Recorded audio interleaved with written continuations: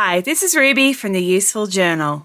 I'm at the very exciting time of year when I get to do another flip through of my bullet journal. I do about 2 or 3 of these a year.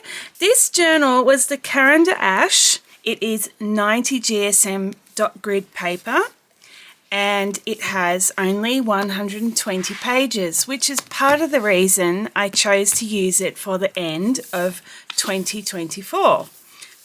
Part 3. My first 2 journals, I had a notebook therapy and then I had an Archer and Olive journal. Both of those, you can see the flip throughs for those on my channel. So this is my third one, and I chose this because 120 pages was perfect to get me through to the end of the year. So I got to start a new journal at the beginning of 2025. So let's have a look at what I did in this journal. To start with, a very simple little nameplate there. I stuck the first 2 pages together and created a pocket which has a few bits of spare paper. It has my handmade grid guide in it. The reason I had to make a grid guide for this journal was because the boxes, they're about 5.1 millimeters. A normal ruler doesn't work because it doesn't match up by the end of the page. Special marks for my trackers, that just folds in. I've put extra paper on the back to strengthen it. That just folds in half and goes in the pocket. I keep offcuts in case I make a mistake and want to cover it over. And then there's a couple of spare stickers in there as well, because this journal did not come with the pocket at the back. So that's why I've got a pocket there. So we've got my 2024 title page, part 3. It covers the months of October to December. I had a few little goals. I didn't do a major goal spread because it was only a 3-month journal. I had a few things around doing things good for me and had to colour them in when I'd done them. I actually really liked having that, and I love the robot and being able to colour in parts of the robot. It just worked really well. I had my themes page, and so each theme, including, because I only had 3 themes, I had space for the setup page as well. So I've just got a tiny little summary of the themes. I think next year I will probably add the fountain pen colour I used. Then I have my memories page. Just 1 per month, and so it's only a 1-pager. I just chose some little photos, printed them on sticker paper and stuck them in. In the past I've used my HP Sprocket printer. I happen to be printing a lot of things at the moment because of my reading journal and my games journal, so I just chucked a few extras in there. In October, it's just a photo of an echidna that wandered into our garden and poked around for a while. My mother had her 80th birthday, and just a photo paddling with my family on one of the lakes near here. I created a Christmas tracker and then didn't use it at all, so that's fine. That is the main page that I didn't use in this journal. This I loved, and I have done again for this my new journal, and I will do from now on when I have a dog. Bailey's tracker. Bailey is my dog, and basically I tracked where we walked each day. So went for a walk. A lot of them obviously are just the local little circuit I do, but often I went somewhere else. The other thing that I track on this is when I gave my dog worm treatment, or I gave him his flea and tick treatment, vaccinations, things like that. So I note them on there as well by showing a mark. I had a page, it's kind of a brain dump page, just a few things I wanted to note down. This is my package tracker so that I don't forget that I've ordered something or that it hasn't been delivered yet. The reason that's important is because in Australia, often when you're ordering from Europe or America, it can take weeks to arrive, and I don't have the kind of mind that remembers details like that, especially if I've ordered a whole bunch of stuff. Obviously those ones I did, there wasn't that much ordered, but Yeah, it just helps my memory, and also there wasn't much on it because I am trying to use my stash and not buy so much stuff. And then finally for the setup was my future log, and I do use my future log because I only prepare a month at a time in my journal. So that meant that while I was using October, I could note in November on, and then after January I always leave a space for things that go beyond that, which happen to be very helpful in this case. In October, I decided to go for a bit of a spooky purple theme, really focusing on washi tapes. I just layered washi tapes. I've cut back the front page a little bit and put, this is an Archer and Olive purple notepad paper that's gone over the top. That just kind of strengthened it a little bit and gave it a bit of colour. And I really like how that turned out.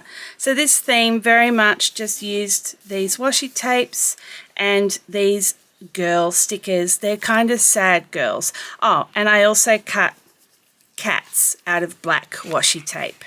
Very much standard trackers I used in this journal that I use all the time at the moment. Mood tracker, sleep tracker, liquids tracker. I was tracking no socials and trying to push. I'm really pleased actually in this journal. I really did well at drinking more. In previous journals I've been only at like 3 or 4 and really started getting much better at drinking more water every day. Drinking a lot of tea and coffee too by the look of it. I actually started a new job just before this journal started, so I was back to full-time work, which was a bit of a shock to the system after a year of not working. My exercise tracker, this is just steps. I really dropped off the paddling, just wasn't motivated. So decided not to train for a race at the end of October. Just wasn't feeling it, wasn't fit enough. It was windy, so it wasn't good for paddling. Yeah, just lost my motivation basically. Gratitude tracker was not every day, it was just when I managed it. Then in October I had weeklies. You'll see that changes.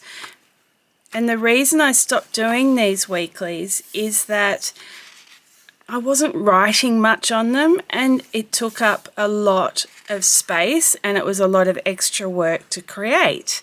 So I just went, look, this really isn't worth it. I'm not using it effectively. It's kind of, I'm not getting much out of all the work that it took to create them. They look pretty, but yeah. So I had them in October and then I had my dailies. The dailies are mainly just diary. They're kind of diary entries, noting down, I missed a couple of days here, but noting down things that happened, main feelings. Now, at the end of October, I don't know whether it was because I'd started working again or I had really bad figures on my YouTube channel in September, early October, and I was just getting really dispirited about the whole thing and I was wondering if I needed to do a complete reset. So I just wrote down all the things I was enjoying and happy about and what I wasn't enjoying and just had to think hard about what I was doing. But I'm glad I persisted with YouTube because I do really love creating these videos. I really enjoy making them. I enjoy that it pushes me to try new things and create more journals.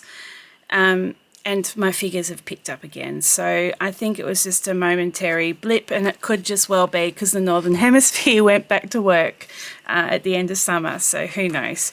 In November, I had a theme based around a marine sticker book I had, which has these long washi tape like stickers and then lots of different stickers of fish and coral and shells and things. So very pretty. I had a bit of a, look, people call it Dutch door, but it's not really a Dutch door. But I've used the edges of the stickers to shape the edge of the page and I had to find one that was a fairly similar sort of shape to go on the back of it. my sleep tracker, which you'll see in November I expanded. So in October, and previously it's always only been one 5mm box per hour. I spread that out to 2 per hour so that I could just get a bit more detail about what was happening before and after I went to sleep, and that's around reading and watching things on my phone. So you can see pink is I was reading, so I was reading a fair bit. My exercise tracker. Now, what happened in November was I challenged myself to start skipping jump rope, and quickly discovered how unfit I was and how desperately difficult it was to start skipping again. I used to be on a skipping team, so I used to be quite good at it. It's just been a matter of getting fit. Fortunately, I haven't forgotten how to skip, so that was fun. Steps tracker. Didn't really like this layout for the steps tracker. I didn't want to use any dark coloured markers in this book because the paper is only 90 GSM and it would ghost a fair bit, so I've kept the colours where possible. I've kept them fairly light, like you can see the black ghosting through there. So I did find that I didn't want to use dark markers. So in this case I used a light marker and found I couldn't see it. So then I just used my fountain pen to draw a line, and it's too thin and it's not obvious, and yeah, I don't really like how that turned out. Again, not motivated to go paddling. My mood tracker. Gratitude tracker, I just created a whole bunch of circles and then just filled them in randomly so they're all over the page. My liquids tracker, I forgot to fill it in for a few days, so that's why that's blank. But as you can see, again, I'm much better at getting my 5 or 6 waters a day, and I think having this extra little chart here helped motivate me. So very happy with how much I've improved that. If only I could improve my sleep. I'm still getting to bed after 12 way too often. So still working on that. What you can see here is instead of the weeklies, I just added an extra column. So 2 columns per page, one of the columns per each double page spread. So it's 7 days and then a weekly. So rather than having 2 pages for my weekly spread, I just had 1 column. And as you can see, there's not a lot in them. November was obviously a bit of a quiet month. Another couple of days here that I've missed filling out. Last weekly, and then I had an extra column free. So you'll see I only had 6 days in the last week, so I did a review column. So that was just thinking about major things from the month. Now finally we have my December page. I did a theme focused around the Australian ibis, which in Australia we call the bin chicken because they're very commonly seen in Sydney in particular, in Brisbane as well I think, and they're always hanging around bins. They're in the city. We've taken their habitat, so now they're inhabiting ours, and yeah, they're often dirty. Anyway, they're a bit of a character. They're very well known in Australia. So I decided to dedicate a theme to bin chickens, Australian ibis. And I wanted to show here that my ibis had taken off his shirt, basically his feathers, hung them over the fence, and he was sunbaking on the beach because December is the beginning of summer in Australia. And it was an awfully hot month. So we have another ibis here wearing Santa hats. Really love this layout. It just feels very summery and beachy with all the yellows and the blues. Then I had my skipping tracker again. I managed to skip 10 days or something like that in the month, so that was okay. A few days where I was a bit injured, so I couldn't skip. Aiming for sets of 100 fast skips. And then I had 3 paddles and no cycles. November, December were not very active. My sleep tracker, it's very bright and summery. A snoozing little ibis there. And yeah, sleeping still too late. Bit better. Not so many after midnight.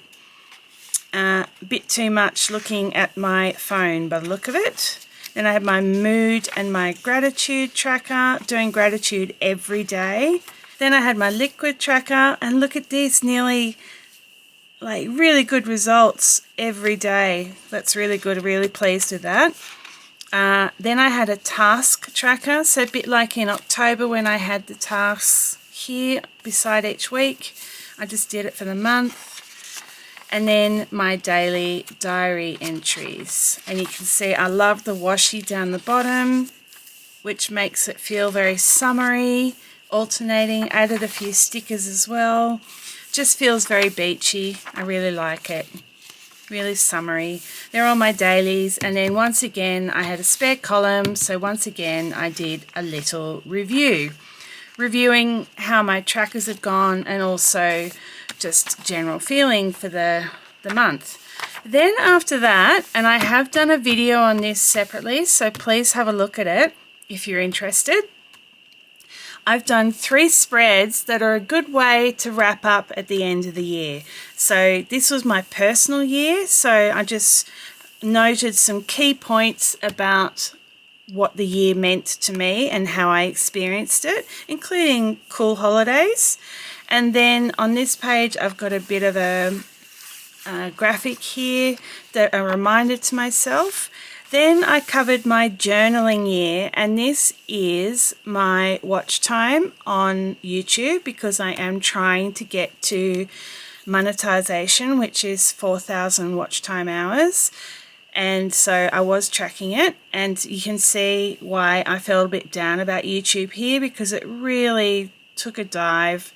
Some of my really old, long-term, well-performing videos just suddenly got 0 views, and I think YouTube just stopped sharing them for some reason. I don't know why, but they'll pick up again later. They tend to do that. They'll go high for a while, then drop to nothing, and then they'll come up again. So we'll see. I've just noted a couple of other things that I was proud of for the year, including winning an art prize for my washi tape art. And then finally, I've got my summary of news for the year. I could fit a couple more things in here, but these are just key world events for the year. And as you can see, the fact that I've got wars in Palestine and Ukraine next to Taylor Swift shows that this is not just about how do you explain it? It's not just about news like wars and elections and all that, and kings and queens and all that sort of stuff, but it's also about key moments that we remember. So obviously the Eras tour finished, and that was like the highest grossing tour of all time, so it's worth mentioning, it's worth remembering. And there's a mention in here of Raygun doing her very memorable breakdancing event at the Olympics. Unfortunately memorable. Hottest day on Earth recorded in July. So just some key happenings for the year, and I've got room to put a couple more in. So kind of cool. Yeah, and I think it's a really nice way to wrap up the journal for the year.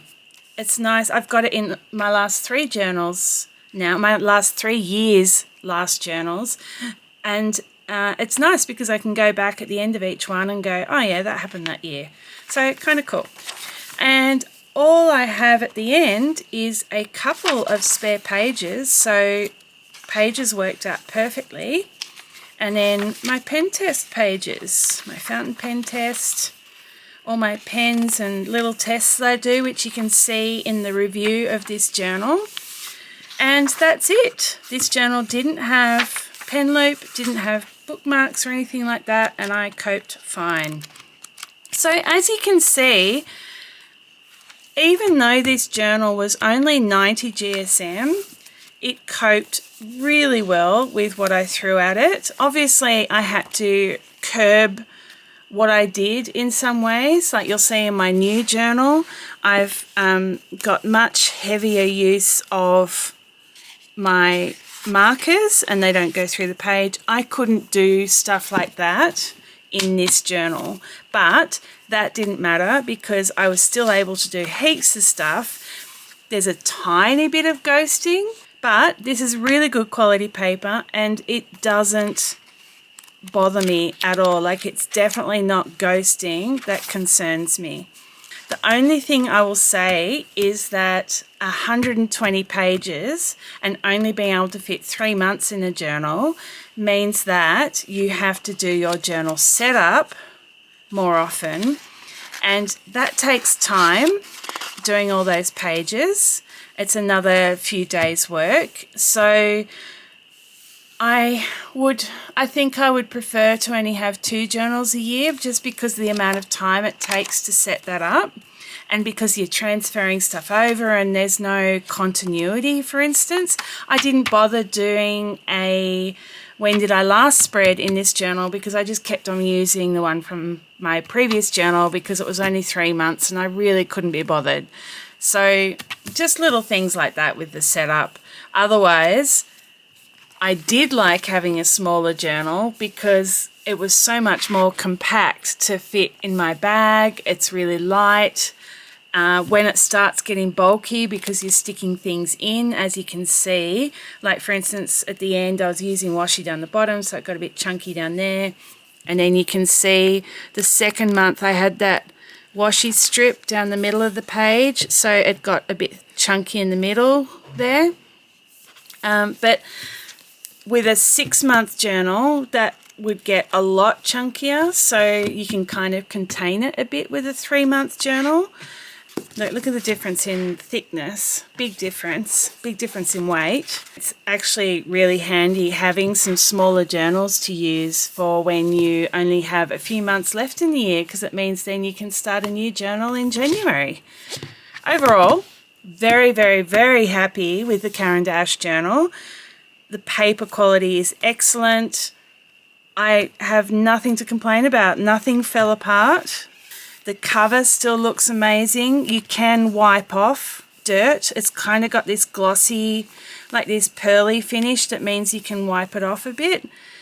So yeah, very happy with the journal. It'll last fine for the amount of pages it's got. So recommend trying it. And yeah, you really won't be bothered by ghosting. As long as you don't use really dark, heavy or wet pens, you'll be fine. So yeah, enjoy and have a wonderful 2025. I will be seeing you with another flip through in the middle of the year. See ya.